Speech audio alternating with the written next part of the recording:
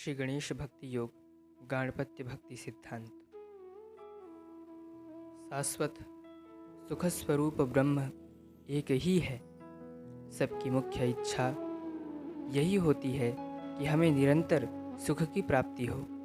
उसके लिए ब्रह्म भाव सिद्धि यही सभी का अंतिम लक्ष्य निश्चित होता है, किंतु ब्रह्म ज्ञान सिद्धि के अभाव में उसकी प्राप्ति असंभव है। और ब्रह्म तो निरालंब एवं निर्गुण है, जिसे जानने हेतु उपास्य स्वरूप में अवलंबनात्मक मार्ग उपदेशित किया गया है। वह विष्णु, शिव, शक्ति, सूर्य तथा गणेश इन 5 रूपों में आविर्भूत होता है। इस एकत्रित समष्टिपूर्ण आराधना से उस निर्गुण ब्रह्म सत्ता अर्थात सर्व सत्तात्मक पूर्ण गणेशी सत्ता का ज्ञान गणेश उपासना मार्ग के आश्रय से ही साध्य हो पाता है। सामान्यतया अपेक्षित कैवल्य प्राप्ति ब्रह्म भाव सिद्धि के इच्छुक साधकों के लिए जो साधन उपदेशित है वह 3 प्रकार का है। वे कर्म, उपासना तथा ज्ञान इस प्रकार त्रिविध अधिकार संपन्नता से आधार पर स्थित है। जिस साधक का जैसा अधिकार है उस प्रकार से पूजा पाठ करना कर्मकांड साधन है। इसे बहिरंग स्वरूप का समझना चाहिए। दृढ़तापूर्वक परमात्मा का मनन चिंतन करना ज्ञान कांड स्वरूप साधन है, जिसे अंतरंग स्वरूप मानना चाहिए। इन दोनों साधनों का जो उभय स्वरूप है उसे उपासना कांड रूप समझा जाए। साधनों का जो उभय स्वरूप है वही उपासना कांड कहलाता है। इसी को परम भक्ति योग भी कहा गया है। उपासना योग में समाहित अंतरंग भाव प्रधान ज्ञान निष्ठा ही भक्ति योग्य है और भक्ति के महत्व को प्रदर्शित करती है। जीव के अंतरंग में सहज रूप में स्थित प्रेम भाव सभी प्रकार से पूर्णतया उपास्य देवता के प्रति समर्पित करने प्रधान लक्षण है। उपास्य देवता ही हमारी आत्मा है। अतः इसी भाव से अंतरंगता के संपूर्ण प्रेम भाव तक पहुंचा जा सकता है और अंतरंग के संपूर्ण प्रेम भाव का उसके प्रति संपूर्ण समर्पण करने की साधना पद्धति का उपदेश दिया जाता है तथा अवलंब किया जाता है, जिसे भजन कहा जाता है। भक्ति योग की पद्धति इसी प्रकार निश्चित की गई है। कायिक, वाचिक, मानसिक तथा बौद्धिक इस प्रकार सभी पहलुओं का अनुसरण करने वाला भजन निरंतर होता रहे। श्री गणेश भक्ति करने वाले उपासक 3 प्रकार के होते हैं। गणेश पंचायतन की पूजा करने वाले स्मार्त गाणपत्य कहलाते हैं। गणेश को पूर्ण ब्रह्म मानने वाले एकनिष्ठ गाणपत्य गणेश उपासक कहलाते हैं। श्री विष्णु शिवादि देवताओं के उपासक जो अपने अपने उपासना धर्माचरण के आरंभ में श्री गणेश का आराधन करते हैं उन्हें एक देशीय गाणपत्य कहा जाता है। जिसके अंतःकरण में श्रुति सिद्ध श्री गणेश ज्ञान अव्यक्त रूप में विद्यमान होता है और उसका बोध होते ही जिसकी बुद्धि तत्काल यथार्थ ग्रहण करती है वह पूर्ण संस्कार प्राप्त गणेश विचारक अव्यक्त बीज कहलाता है। भक्ति योग अंतर्गत मात्र बाह्य रूप के प्रति भक्ति का भाव रखते हुए उपासना करने वाले प्रतीकोपासक कहलाते हैं तथा उपास्य देवता के स्वरूप का पूर्ण ब्रह्मत्व समझकर उसी को अपने आत्मा मानते हुए दृढ़निष्ठ भाव से जो भजन एवं भक्ति करने वाले साधक हैं, जो भक्त हैं, वह अहंग्रहोपासित्यमय कहलाते हैं।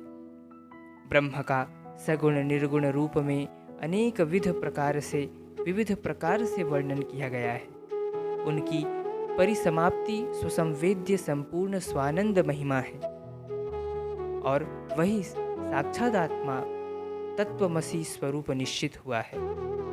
उसी को गणेश ब्रह्म का ध्येय स्वरूप समझकर निष्ठापूर्वक उपासना करना ही श्री गणेश की एकांगी उपासना है। इसे करने वाले एकनिष्ठ गाणपत्य कहलाते हैं। सिद्धि जिसका शरीर है, बुद्धि जिसका मस्तक है, तथा जो स्वयं पूर्णात्मा है वही श्री गणेश है। उसका ऐक्य भाव से सेवन करना ही विशुद्ध पूजन निष्ठा है। सिद्धि बुद्धि समेत गणेश आराधन करना प्रसाद निष्ठा कहलाती है। साक्षादात्मा परब्रह्म गणराज प्रभु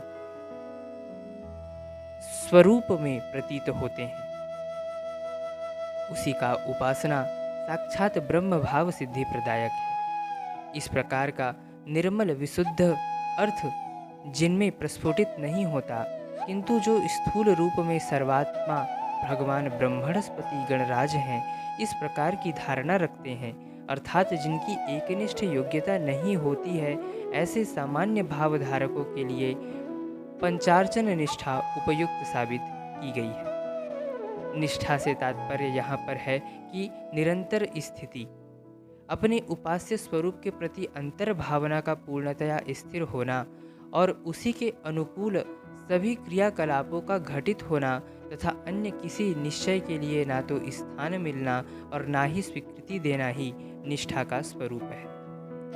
हमें जो भी प्राप्त करना है वह सब उपास्य देवता की कृपा सामर्थ्य से ही हमें प्राप्त होने वाली है। उसमें अप्राप्य कुछ भी नहीं है और किसी तरह की अनिष्ट प्राप्ति का भय रखने की भी आवश्यकता नहीं, अथवा ऐसी संभावना की परवाह करने की भी आवश्यकता नहीं।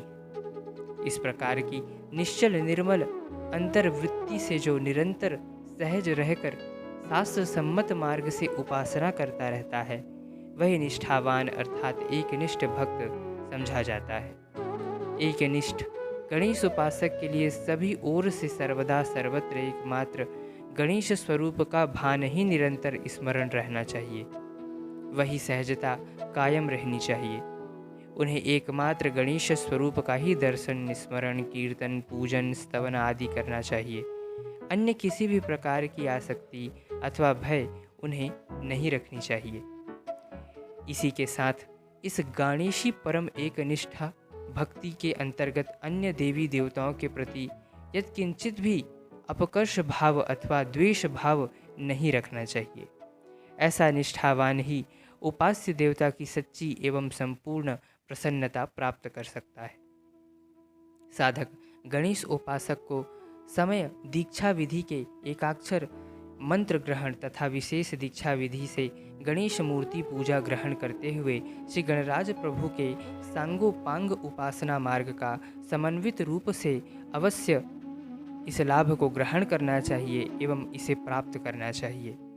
तदंतर उपासना विधि को चलाना आवश्यक है।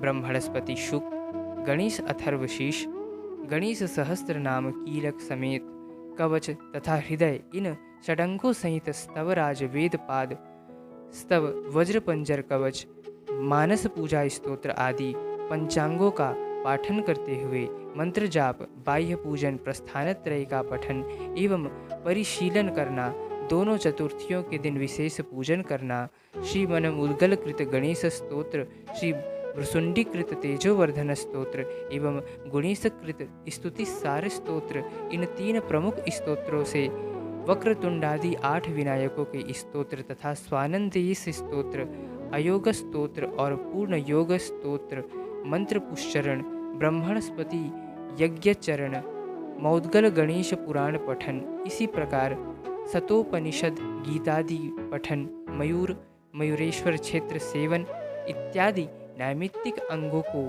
अपनाते हुए इस तरह नित्य नैमित्तिक अंगों से श्री गणेश उपासना करने वाला गणेश उपासक अनिवार्यतया संपादनीय 24 संस्कारों की क्रमशः सिद्धि प्राप्त कर समाधि योग की सिद्धि प्राप्त करता है तथा निर्वाण दीक्षा के संसिद्ध होने से परिपूर्ण वह शांति को प्राप्त करता है और 24 संस्कारों के अंतर्गत समय दीक्षा तथा तदांगभूत पंच संस्कार वर्ण भक्ति विरजा सिंदूर एवं तिलक विशेष दीक्षा तथा तदांगभूत वर मास संवत्सर व्रत सेवन स्वानंदेशस्थ क्षेत्र यात्रा एवं मयूर क्षेत्र यात्रा, इस प्रकार के 5 संस्कार महा विशेष दीक्षा एवं तदांगभूत पंच संस्कार अर्थात गणेश अग्निहोत्र वैश्वदेव आवृत्ति जप पूजा एवं तर्पण तथा तत्वज्ञान उद्धार निरीक्षण देवानुमोद एवं वेदानुमोद इन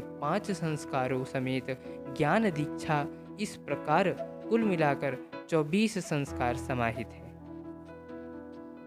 शिष्य प्रशिष्यादि के कुल के सदस्य यथामति गणेश उपासना करते थे, किंतु वैदिक उपासना के लिए आवश्यक बुद्धि तथा अधिकार की विद्यमान्यतया उनमें नहीं थी, लेकिन श्रद्धा भक्ति उच्च स्तर की थी।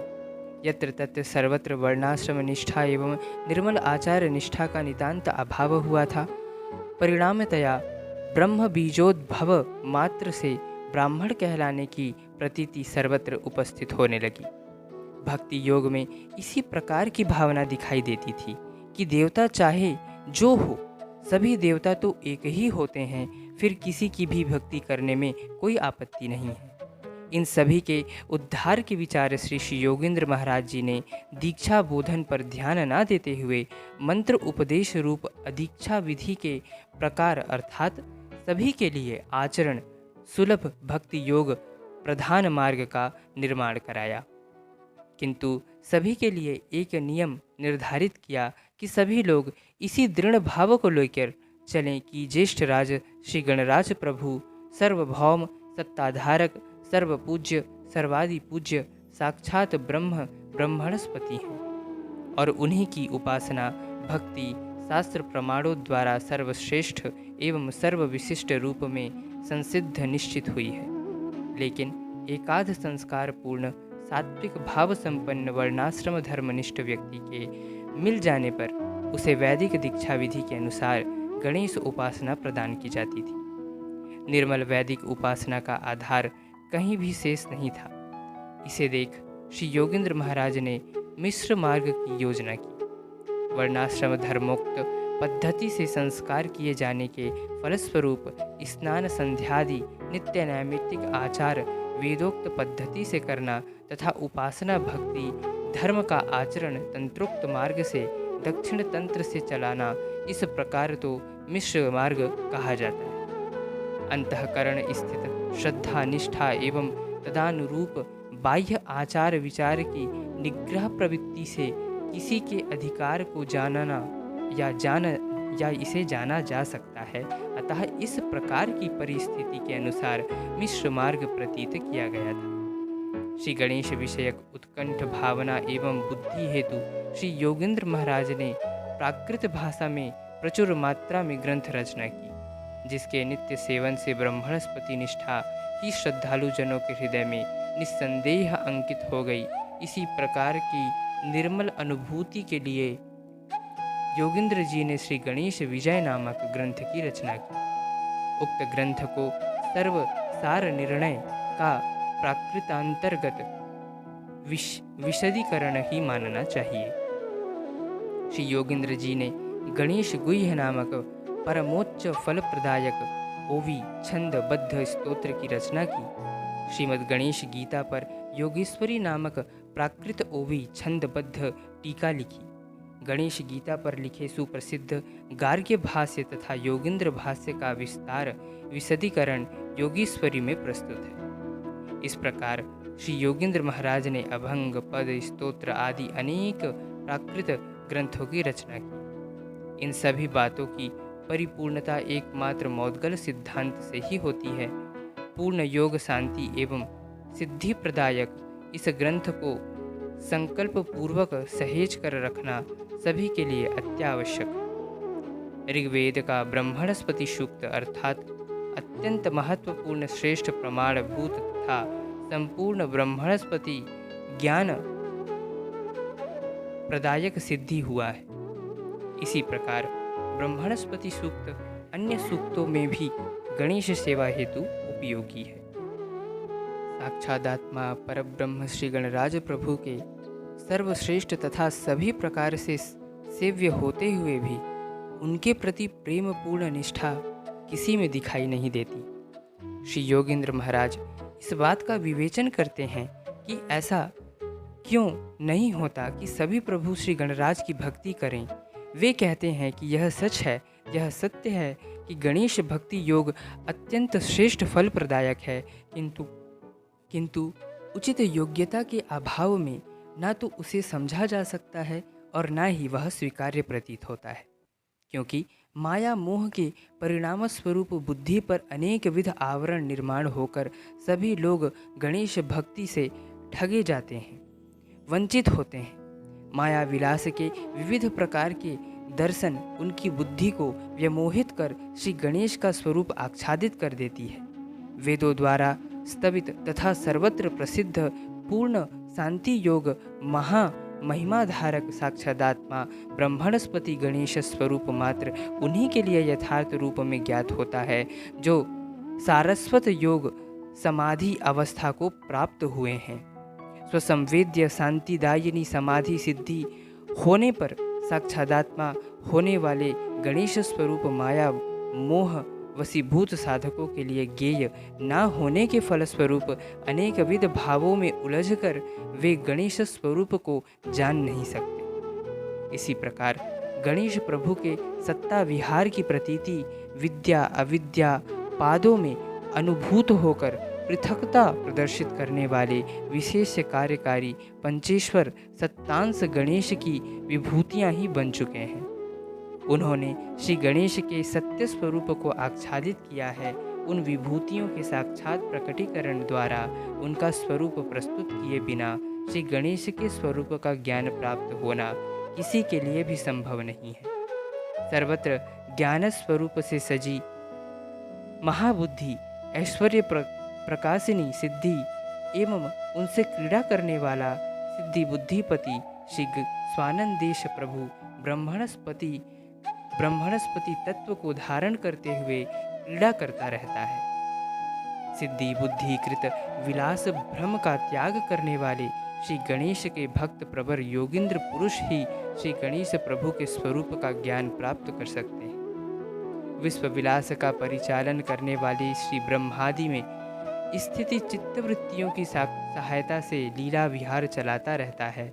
इसी प्रकार जीव मात्र में स्थित वृत्ति अर्थात क्षिप्त मूढ़ विक्षिप्त एकाग्र तथा निरोध वृत्ति के अनुसार अनेक विध भावों से चित्तवृत्ति जड़ से उजड़ जाती है और चित्त में उसके प्रति प्रेम प्रकाशित होती रहती है। परिणामतया उन चित्तवृत्तियों के त्याग से प्राप्त होने वाले चिंतामणि स्वसन स्वानंदेश स्वसंवेद्य श्री गणराज प्रभु और श्री गणराज प्रभु विषयक परम प्रीति का उद्भव उस चित्त में कैसे हो सकता है।